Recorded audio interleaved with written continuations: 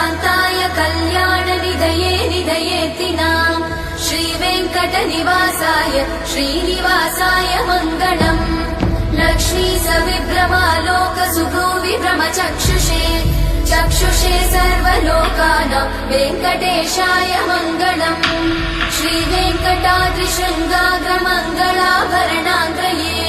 मङ्गलानां निवासाय श्रीनिवासाय मङ्गलम् सर्वावयव सौन्दर्य सम्पदा सर्वचेतसां सदा सम्मोहनायास्तु वेङ्कटेशाय मङ्गलम् नित्याय निरवध्याय सत्यानन्दचिदात्मने सर्वान्तरात्मने श्रीमद् वेङ्कटेशाय मङ्गलम् स्वतः सर्वविदे सर्वशक्तये सर्वशेषिणे सुलभाय सुशीलाय वेङ्कटेशाय मङ्गलम् परस्मै ब्रह्मणे पूर्णकामाय परमात्मने प्रयुञ्जे परतत्त्वाय वेङ्कटेशाय मङ्गलम् आकालतत्त्वमशान्तमात्मनामनुपश्यताम्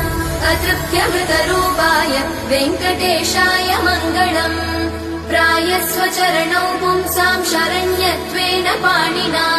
कृपया दिशते श्रीमद् वेङ्कटेशाय मङ्गलम् दयामृततरङ्गिण्यास्तरङ्गैरिव शीतलैः अपाङ्गैः सिञ्चते विश्वम् वेङ्कटेशाय मङ्गलम् स्रग्भूषाम्बरहेतीनां सुषमावहमूर्तये सर्वाद्रिशमनायास्तु वेङ्कटेशाय मङ्गलम् श्रीवैकुण्ठविरक्ताय स्वामि पुष्करिणीतटे रमया रममाणाय वेङ्कटेशाय मङ्गलम् श्रीमत्सुन्दरजामातृमुनिमानसवासिने सर्वलोकनिवासाय श्रीनिवासाय मङ्गलम् मङ्गलाशासनपरैर्मदाचार्य पुरोगमै सर्वैश्च पूर्वैरचार्य सत्कृतायास्तु मङ्गलम्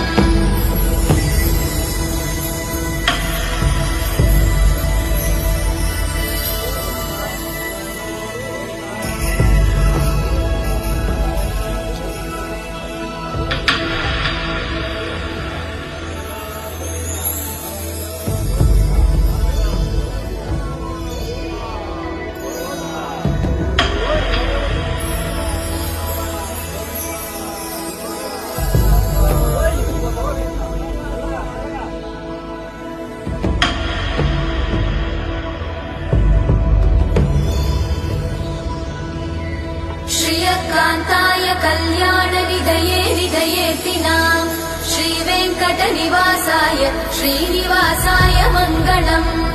लक्ष्मी सविभ्रमालोकसुभ्रूविभ्रमचक्षुषे चक्षुषे सर्वलोकानां वेङ्कटेशाय मङ्गलम् श्रीवेङ्कटाद्रिशृङ्गाग्रमङ्गलाभरणाग्रये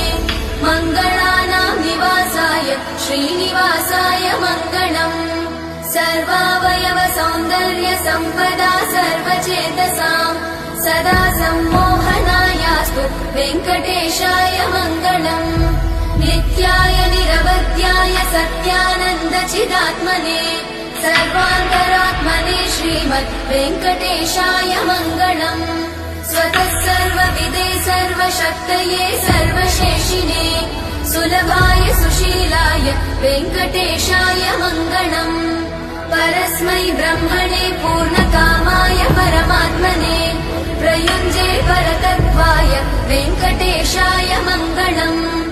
आकालतत्त्वमशान्तमात्मनामनुपश्यताम् अतृप्त्यमृतरूपाय वेङ्कटेशाय मङ्गलम् प्रायस्वचरणौ पुंसां शरण्यत्वेन पाणिना